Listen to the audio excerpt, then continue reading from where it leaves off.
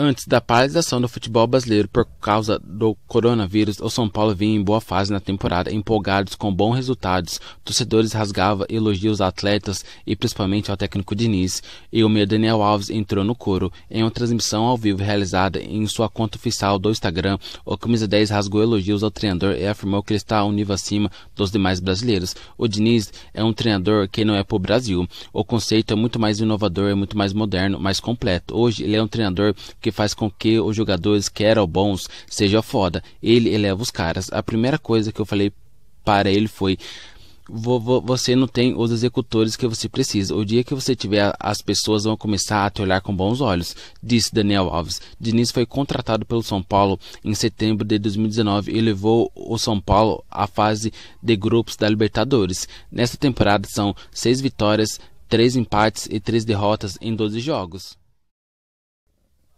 O São Paulo sofreu uma derrota na FIFA por não cumprir o pagamento ao Dinamo de Kiev pela compra do volante Tietê. A Gazeta Esportiva apurou que a apelação do clube ucraniano foi atendida e teve a concordância da instituição que gere o futebol no mundo. O tricolor deve a última parcela referente à aquisição do meio-campista, que gira em torno de 500 mil euros, aproximadamente 2,8 milhões na cotação atual. O problema é que a quantia em questão já oriunda de um acordo entre os dois clubes por causa de um primeiro atraso do São Paulo no pagamento que foi tratado no momento da transferência do atleta. Por causa disso, a diretoria do Dinamo de Kiev entende que tem direito a receber juros, multa e além da parcela. O São Paulo não concorda com a tese e, mesmo diante do revés da FIFA, confirmou a reportagem que vai apelar à corte arbitral do esporte para tentar reverter o cenário. A aposta tem seu risco, pois uma nova derrota na última instância de recursos para casas esportivas refletirá em um custo ao São Paulo superior ao que ele deve ao Dinamo de Kiev.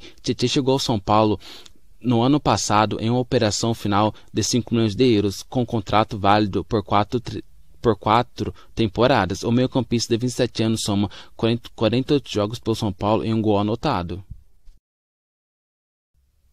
Pato começou 2020 da mesma forma que terminou 2019, na reserva. Mais em menos de 2 meses, o atacante mudou seu status no elenco do São Paulo. Depois de 11 jogos disputados, até as paralisações por causa do coronavírus, Pato marcou 4 gols. Na temporada passada, o jogador atuou 22 oportunidades e fez 5 gols. A recuperação do jogador nesse início de temporada e em sua volta ao time titular tiveram 3 fatores importantes: conversa com o Diniz, apoio dos companheiros e a perseverança do próprio jogador.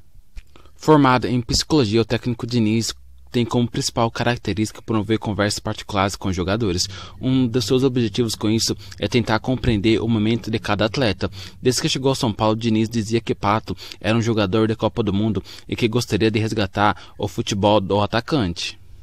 Mesmo com a seca de gols de quase 6 meses, Pato nunca perdeu o apoio dos companheiros de time, e que falava abertamente sobre o momento vivido pelo atacante até aquele momento da seca. Quando o Pato, enfim, desencantou na partida contra o Oeste, praticamente todos os jogadores foram à comemoração. O último gol de Pato, antes de marcar contra o Oeste, havia sido no dia 10 de agosto de 2019. Até avançar as redes novamente, o atacante precisou de 14 jogos de muita insistência.